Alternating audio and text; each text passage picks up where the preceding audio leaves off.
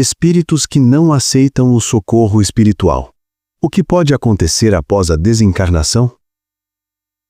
No instante em que a vida física se encerra, inicia-se uma das etapas mais delicadas da jornada do espírito. A desencarnação, embora natural, nem sempre é compreendida de imediato por quem atravessa esse limiar. Em muitos casos, o espírito desperta fora do corpo sem perceber que houve uma mudança real em sua condição. Tudo parece igual. A consciência permanece ativa, os sentidos parecem intactos e a sensação de continuidade da vida se impõe. A cena simbólica desse momento revela um corpo imóvel, enquanto uma forma sutil se eleva lentamente, ainda envolta por fluidos que representam o desligamento progressivo da matéria. Ao redor, presenças silenciosas acompanham o processo com atenção e respeito. São espíritos dedicados ao amparo, observando cada reação, aguardando o instante adequado para intervir. Logo após a separação definitiva do corpo físico, o espírito conserva, por algum tempo, a mesma aparência que possuía em vida. Traços do rosto, vestimentas, marcas do corpo e até limitações são mantidas pela força do pensamento. Isso ocorre porque a mente ainda está profundamente ajustada à experiência material, projetando a forma conhecida como referência de identidade. Nesse momento inicial, equipes espirituais de auxílio se aproximam. Elas não atuam de forma brusca nem impositiva. Cada integrante possui uma função específica. Alguns auxiliam no rompimento dos últimos vínculos energéticos com o corpo físico. Outros observam o estado emocional do espírito recém-desencarnado. Há ainda aqueles preparados para orientar, esclarecer e acolher. Muitas vezes, a orientação acontece com delicadeza. Um espírito amparador se aproxima, transmite serenidade e explica que a experiência na Terra chegou ao seu limite natural. O convite não é uma ordem, mas um chamado à compreensão. Em inúmeros casos, esse diálogo é conduzido por alguém conhecido, um familiar, um amigo querido ou uma presença afetiva do passado, facilitando o reconhecimento e reduzindo o impacto da transição. Entretanto, nem sempre essa abordagem é aceita. Para muitos espíritos, a ideia de ter deixado o mundo físico soa absurda.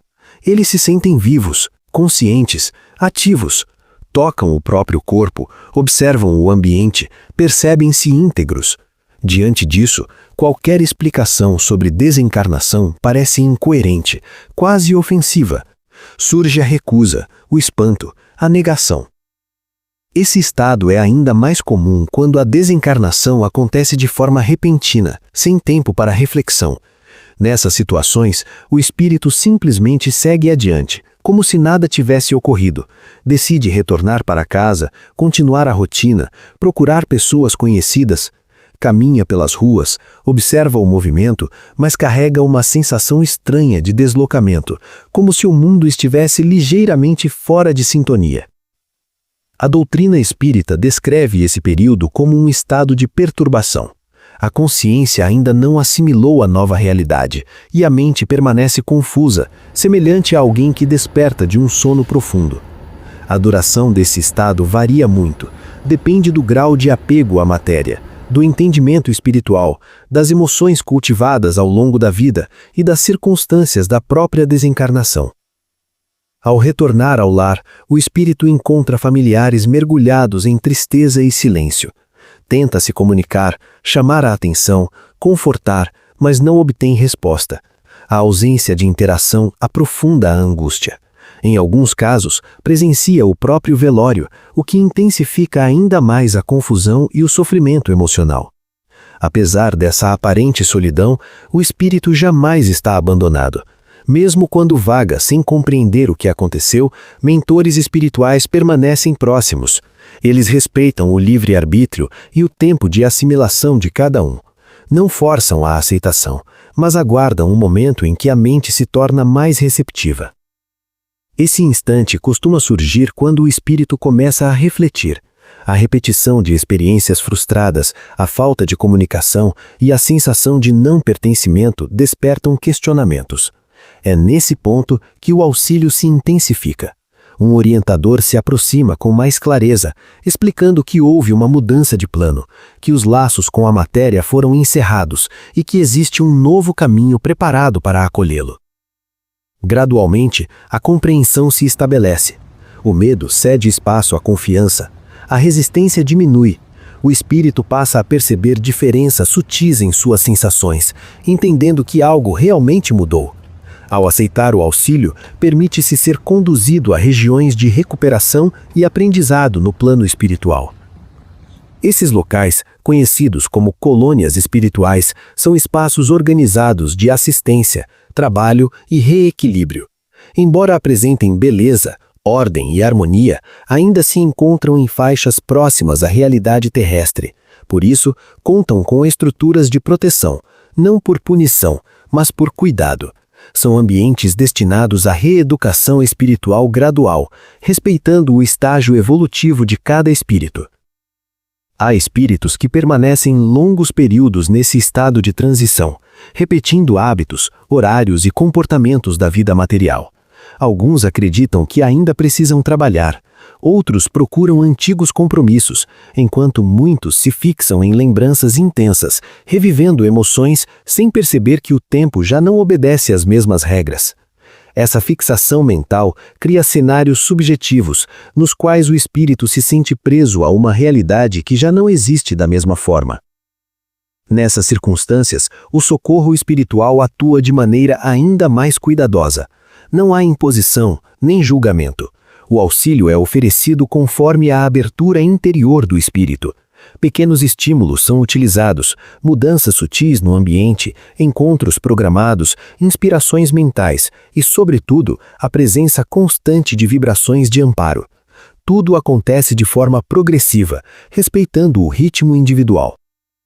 É importante compreender que a dificuldade de aceitar ajuda não está ligada à punição, mas ao desconhecimento. Muitos espíritos carregam crenças rígidas, medo do desconhecido ou apego excessivo à matéria. Esses fatores criam resistência, tornando o despertar mais lento. Ainda assim, nenhuma criatura permanece esquecida. O cuidado espiritual acompanha todos, sem exceção. Quando o espírito finalmente compreende sua nova condição, inicia-se um processo de reorganização interior. Emoções são revistas, lembranças são trabalhadas e a consciência começa a se expandir. Esse é o início de uma nova etapa evolutiva, onde o aprendizado continua, agora sob outras leis e percepções. As colônias espirituais funcionam como verdadeiras escolas e centros de recuperação.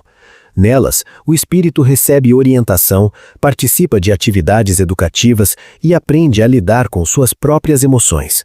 O trabalho, o estudo e o serviço ao próximo são ferramentas fundamentais nesse processo, auxiliando na reconstrução da harmonia interior.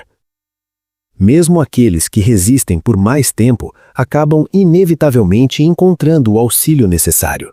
O amor que sustenta a criação não impõe limites ao cuidado.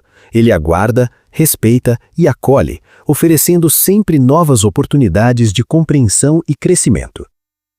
Em muitos relatos espirituais, observa-se que a resistência ao socorro está ligada à forma como o espírito viveu na matéria. Vidas marcadas por orgulho excessivo, materialismo intenso ou negação da espiritualidade tendem a gerar maior dificuldade de adaptação após a desencarnação. Ainda assim, essas experiências não determinam sofrimento eterno, mas indicam apenas a necessidade de maior tempo de reajuste. Durante esse período, o espírito pode permanecer em regiões compatíveis com seu estado mental. Esses ambientes não são castigos, mas reflexos naturais da consciência.